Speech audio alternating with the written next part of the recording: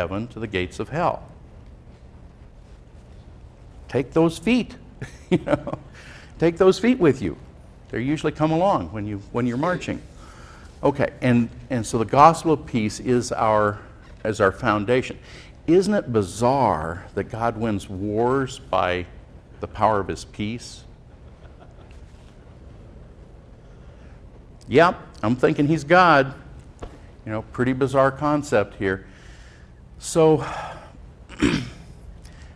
how useful is the idea? How useful are all these concepts? Well, Jesus used parables about 40 times in his teaching. That's reasonably significant. What's the point of a parable? Well, it's a story with a message, a story with a spiritual meaning behind it. My favorite parable for postmodernists, and I like to use this for kids because they really get into it. I tell them, imagine that your parents won the lottery. Not that little one, the one with all the zeros. Those big signs with all the big red dots for the zeros? That one. They won that one. Okay, and they're so excited, you're excited, and when you clean up appropriate apparel, you begin to discuss with your parents what their dream is. What is their big dream? Well, your parents' big dream is to build a magnificent home for your family, for friends, to have people over, things like that. So they start going off the deep end. We're going to have a marble pool in it. There's going to be bowling alleys. What is the house going to look like? Well, they rapidly exhaust their expertise on how to design a house. So the search commences for a good architect. And they search and they ask around, who's the best architect? And they say, oh, this guy, this guy over here, he's really great. So they go and interview him, and sure enough, this guy's amazing. And they start bouncing ideas off of him, and he's getting all excited, and and he says, well, what about this? And, oh, yeah, I never thought about that. A gourmet kitchen, sure, And then, so they go back and forth, and he's putting this down on paper and comes up with this design that's beyond your wildest dreams.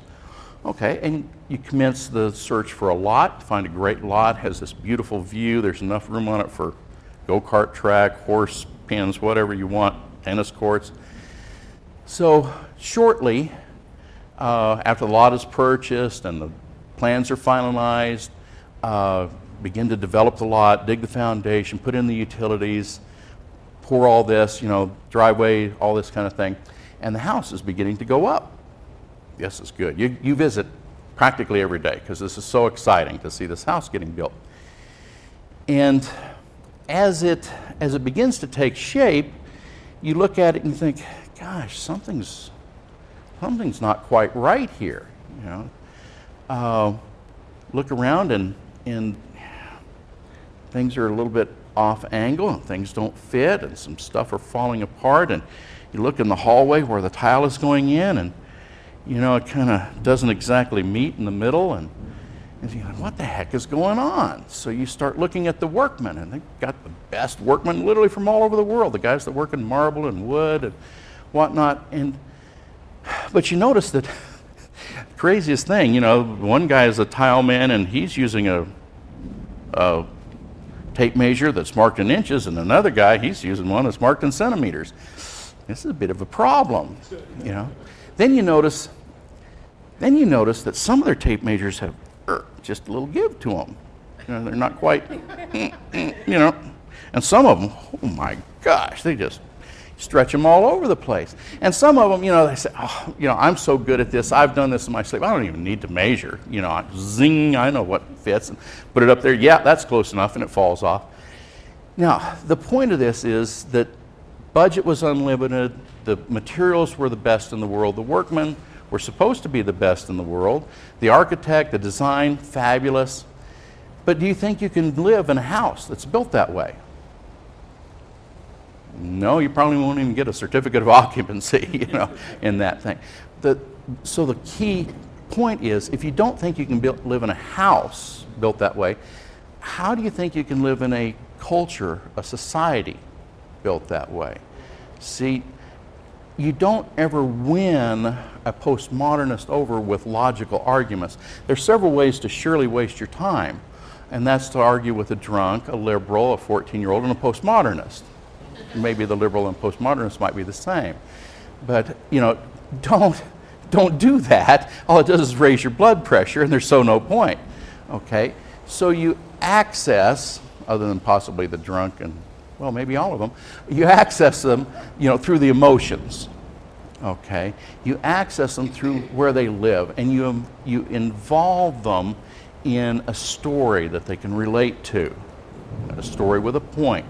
Okay, postmodernism leads, its ultimate end is total chaos.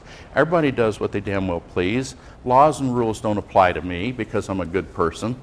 And, you know, that funny red octagonal sign says stop, but I don't know exactly what that means anymore. So, you know, the ultimate end of a postmodernist worldview is complete and utter chaos. But you can't approach a postmodernist with that argument. There's no point, you know. You're not going to get anywhere. So you access, you avail yourself, you put the right bait on the hook with a modern day parable, something that they can relate to, something that's interesting for them to listen to. And then all of a sudden they think, oh yeah, I never really thought of that.